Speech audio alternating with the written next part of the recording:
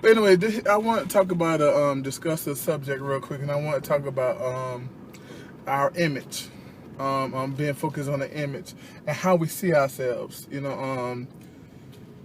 I look at today and really a lot of it come from this whole I don't even know the girl name, but she did a sex tape or whatever, and that's been all over my timeline. Not a sex tape, but people picking at her. I guess it was something with the shower cover, the shower something, and people doing these little shower rod videos and stuff like that, and it just showed me, we got a really, really, really, really big image problem. How we see ourselves is so important. And you're gonna say, well, what that got to do with the image problem? She was doing it for the money. In a sense, that's correct. But think about it. If she, whoever the lady name is, I don't know.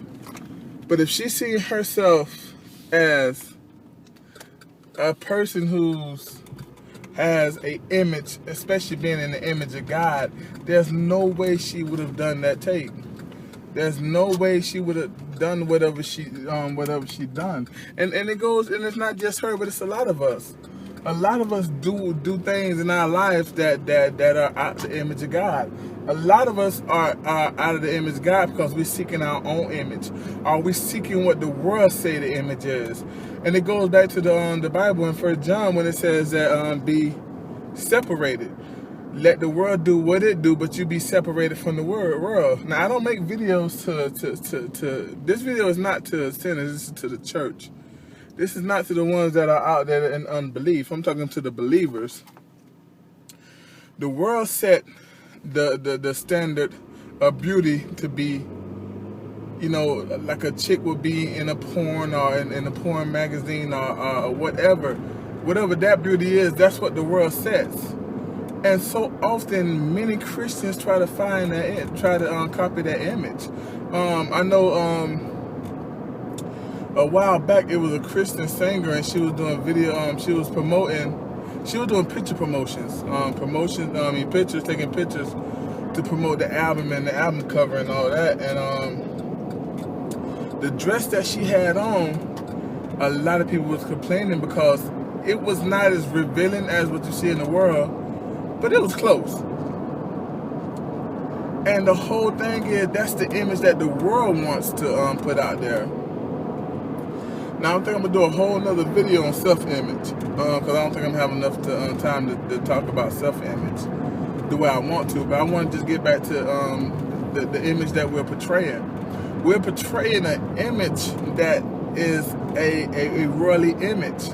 With the way we dress and everything. And we got to really be more mindful of God in our image that we're trying to portray. Getting back to the lady on the singer who had the dress, I seen the picture of the dress, and I'm gonna be honest with you, like, me being a man of God, I don't know how I would have felt if I would have had to walk out the door with my wife looking like that. Like, she was beautiful, but in a worldly way. Like, she was beautiful, like, she could have easily been put on a World magazine. And I guess, I don't know if that's what she wanted, but that's not something that Christians we should want. We should not want to adore ourselves with the view of the world. We should want our view to be the most godly view we can have. Paul talks about, I probably should have got that scripture up, but Paul talks about a woman being covered. And I'm not saying covered like, the Muslims cover their women. But man, I've seen some really nice looking apparel that covered you, and it's a lot of it out there. And I think more than what it is we're not seeing that God has a image. We don't see that we are made in the image of God, and we should be following His image when we dress, right? We get caught up in this world image, and it does so much to our self-esteem because we're trying to portray ourselves as the world is, and when we don't look as good as the world, then that's gonna mess with our insides. That's gonna be messing with our self-esteem, and I'll get into that more into another video. But once you let your self-esteem start, being messed with, and depression and all this other stuff sneaks in, That's why it's really important that we really seek God in everything, and how we dress and everything. And I just think, I remember I was a lot younger, and I was visiting a church. I don't know if I told this story. But for me being a man in this world, it's hard simply just because I have to stay pure to the best of my ability. So I have to set up things. Like, one thing is, I won't go to the mall, and I don't like to go shopping in the summertime.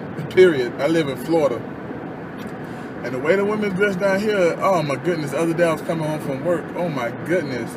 Like, it was about 4 or 5 women just like in stuff that they probably shouldn't even be in their room in. There's probably some stuff that like should be covered. They should be almost like they was wearing underwear. But it's the picture of, that's the way the world. That's the picture of the way the world is, and the world sets you up to fall. The world males are set up to fall. They're set up to go to porn, because the thing that they can see in the porn, they're gonna see it in the streets. I'm not saying the hardcore sex, but some places you might can. But I'm talking about that visual of a woman's body being naked, quarter naked or half naked, that the porn shows, the porn magazines and all that, you can see that now in the streets in the world, and the world sets their male up. But getting back to my church story, I visited a church, and I was told the church, I'm good friends with the pastor, and he was telling me that they had a lot of elders at his church, and he just wanted me to come check him out. And I wanted to check out his preaching and everything, and I went to the church or whatever, and I'm gonna tell you, it was like, oh my goodness, it was like, dude, it was like the same picture that the worldly males get from porn. It was in the church, women with clothes skimpy. I was like, how do you come to the house of God like that? Like, just how do you come? And it's not even, I understand that a woman want to feel good about herself, but there's limitations in the church, man. These women, man, I'm telling you, man, like, I know it was a lot of dudes in there, like, it was uncomfortable. It was to the point where I was uncomfortable in the church, and I didn't say nothing to him, and in hindsight, 50-50, I should have said something, because I'm one of those that, just pray about it. And it's not an issue that's big.